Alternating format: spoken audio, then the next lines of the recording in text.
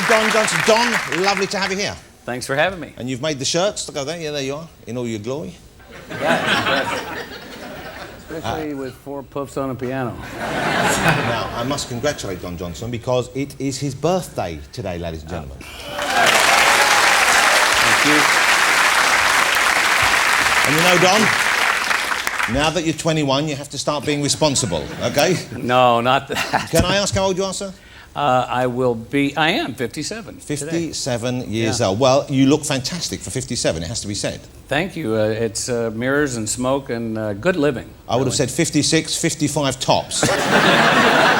Lovely to have you here. Don is in the country because he's going to be on the West End stage. Before we get to that, do you come over here much? Have you been to London on a regular basis before, or often? Yeah, I've come to London a lot. I like it over here. I can't understand a goddamn thing you people are saying, but it's like learning another language. Do you really have a problem with the English accent?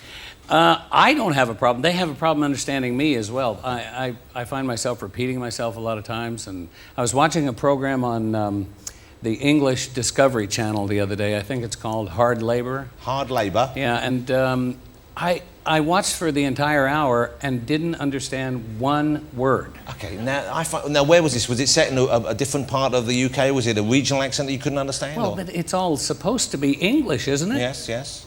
Well, then why would it matter where it was set? Well, because we have, unlike America, where it's essentially, as you know, there are some smart people on one side and the rest of the people in the middle are largely overweight and stupid. We know that, but you know what we're talking about. They're obese cretins, and then the other side, you know what I'm saying, Don? I've heard of it, yes.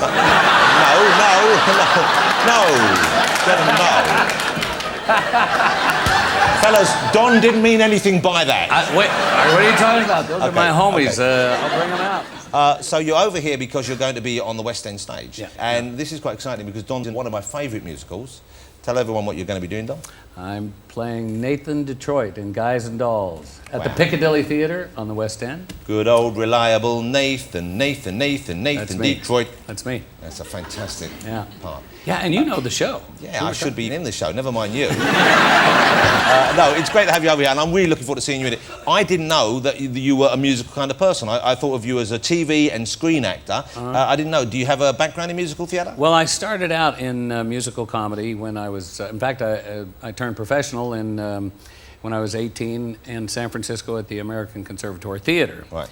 And got my actor's equity card and did musicals and plays and repertory. And then I actually went to LA, did another play down there, and from that I got hired for my first film at 19, MGM. It was like I was sort of the last of the contract players. Yeah, no, this was when they used to have a studio system and they would sign people up and they wouldn't necessarily have any particular project in mind, but they'd sign you up for 2 or 3 years? Yeah. Okay, there's a picture of you. Man, now, you were a very good look. You were a pretty young man as well. You were kind of good looking in a way which I find disturbingly attractive. I'm alone over here, you know. Now, how long... Easy. What was that first movie? I don't know if I've seen that. That was a regrettable, forgettable film called The Magic Garden of Stanley's Sweetheart. And I remember the first review that I ever got was from the New York Times. Yeah. And they said Stanley's Sweetheart was badly played by lavender-lipped lump Don Johnson. Lavender-lipped lump? Yeah, you see my lips were kind of lavendery. Kind of lavender. Yeah. But you know, obviously you went on to great success, so it wasn't like it held you back any. I mean, one bad review doesn't necessarily kill a career. No. It just doesn't make you feel very good for a week or so. Yeah, curiously, it makes you forge ahead. I don't understand that. And so how long were you under contract to the studio for then? About 20 minutes. At that time, the entire industry was sort of changing over from the studio system where people and actors and actresses would be under contract and they'd look after you and you'd have publicity people and so on and so forth that, you know, and they would groom you into being the next whatever. Being a movie star. Movie star. And during that time, the studios were going through a huge transition. And I got caught in that transition. In fact, Kirk Kerkorian, who still owns MGM, he's sold it and bought it about 3 times. Wow. And that's a great business. We ought to think about that sometime. Buying and you and me. Studios. Yeah. And he... Hold it, like I'm going to go into business with a bloke who watches a whole documentary that he can't understand. Well, it's on the air. I mean, Yeah, come on. it's on the air, yeah, but you know. We don't have to understand it. We just have to know that it works. It must have been an exciting time, though, to be a young man and to have film parts, to be kind of established. What a great period. It was there was a guard at the motorgate going into MGM Studios, and his name was Kenny Hollywood. Sure, it was real. And he took me around on my first day there in the studio. He took me around and he says, now right over there at that outdoor faucet is where Clark Gable used to clean his false teeth, and Judy Garland lost her slipper over there. I mean, I was from, the Midwest, and it was like, wow. This was like a dream. It was these like, are the legendary names. Yeah, amazing, yeah. We saw that. Have you been watching that show in the States? Did you see the show that Kat's been presenting, this So You Think You Can Dance, where the fella jumped on his face? Did you see that? I saw the clip back there. That was impressive. Yeah. Do you watch that kind of TV? I mean, do you watch much TV? What's an average day in the life of Don Johnson for us, if there is such a thing? I have a lot of children, so, after I call the bail bondsman and get them, no, I'm kidding. How many do you have? You have 6 altogether, but they're 6. pretty spread out, aren't they? Yeah, I have some older ones, 24, 21, those are the 2 older boys. And Dakota, my daughter with Melanie, is 17. There's a challenge right there. Well, a 17-year-old girl, Yeah. and that's right, Melanie Griffiths was your partner at that time, and you were, as we established, a very pretty young man. She was a beautiful young woman. Your daughter must be a knockout. Yeah, she's gorgeous. She's going through the lying stage, the little girls go through that lying stage. And I joke with her. She comes in and says, good morning. And I say, good morning, she lied. I mean, it doesn't take much. What kind of lies are we talking about there, then? Anything. It doesn't matter. She just, if she leaves the house for 10 minutes, where you been? Well, let's see.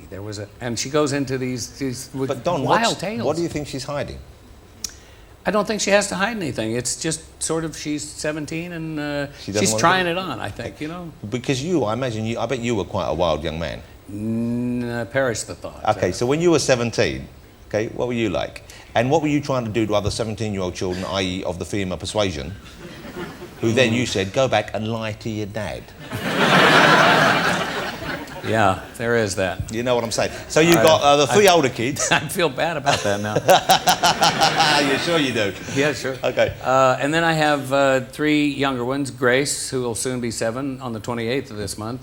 Jasper, who is 4.5, and young Deacon, who is 7 months. Wow, how lovely. So you've got a new young family, as well as your more established family. Yeah. Okay. And how is that going back into, the front line of fatherhood once again? Well, it's kind of like being a father and a grandfather, all at the same time. Conceivably, one of your older kids could have a grandchild who would be about the same age as your youngest. No, they've been threatened. You don't want to be grandpa just yet. No. How lovely, though, to have little babies, because, to have had ones that great. grown up, and you've been through it once, and I would imagine, I don't know what it was like having the first ones, but I get the feeling that, the more you have, the better you get at it, in a way. Yeah, well, also, the more relaxed you get at it. When you have children in the first place, you're in terror. How can I care for this child? Can I care for this child? What happens if, you think of all kinds of things. When Jesse was first born, I could hear his breathing change in the other room. It was... You panic about that? Oh, yeah. Let's talk about Miami Vice, because surely we have to here, which was a great series, and it kind of changed the face of TV quite dramatically at the time, didn't it? Yeah, well, we didn't revolutionize television as much as contemporize it. We were the first to sort of put fashion and music and all that stuff in. What films had been doing for a while, we sort of brought into TV. Yeah, it was very stylishly shot, I remember, more so than any other cop show at the time. I remember thinking, this is shot like a movie, and it was really beautifully put together in that way. Actually, the part of that, because as I mentioned, all of us had come out of independent films, and we were all used to picking up shots on the fly. And that means no prep, no something. You grab it where you can, and there's, you don't worry about permits. You shoot it and then worry about them later.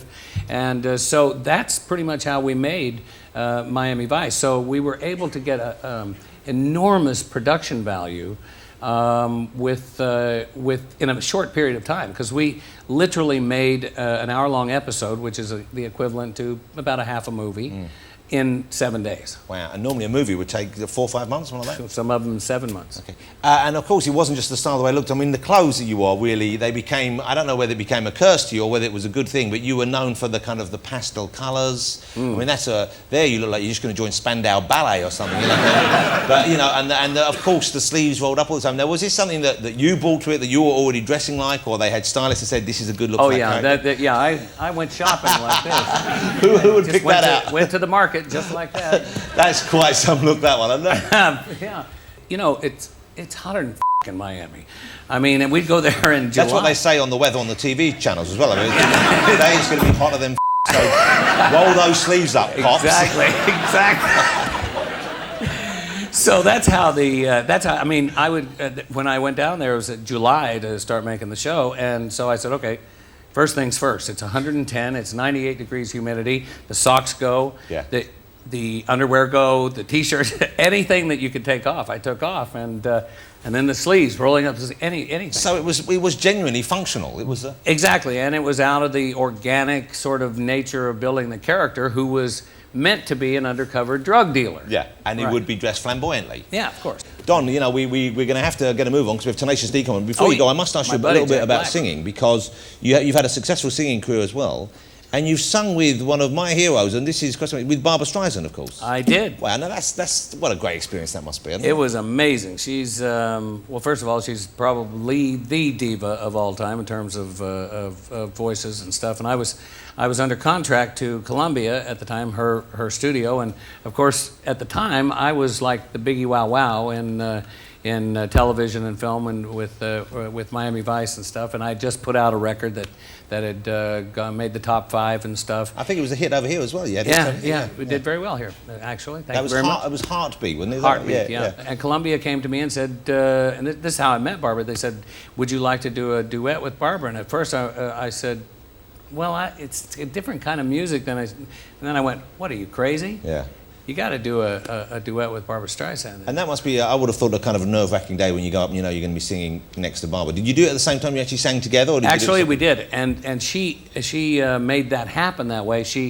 There was a studio glass, between us, and so that she could watch me sing because it was a duet. So she could watch me sing and I could watch her sing.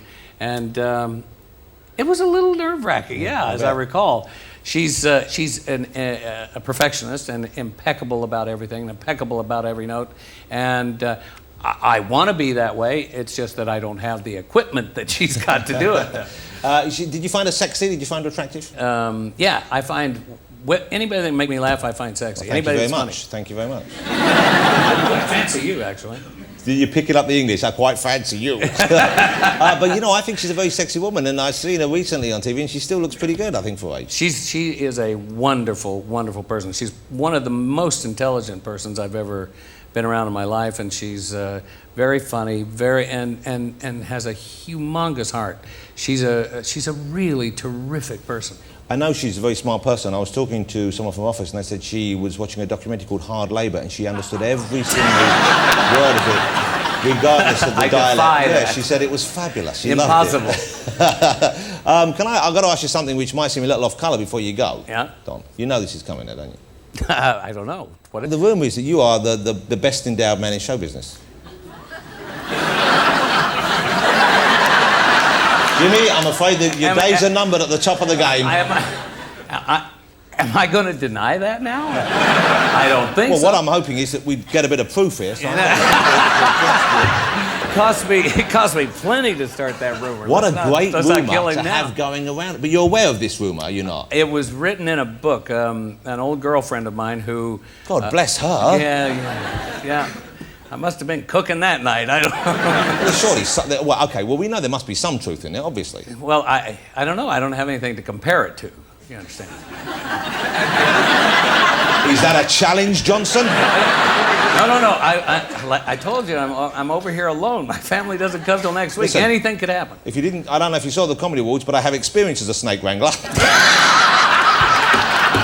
So... this is going to be big.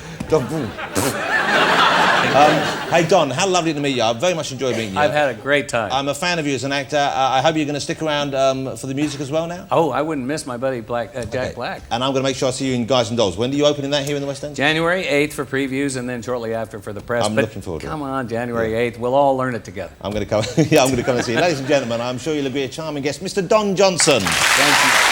Thank you, Don.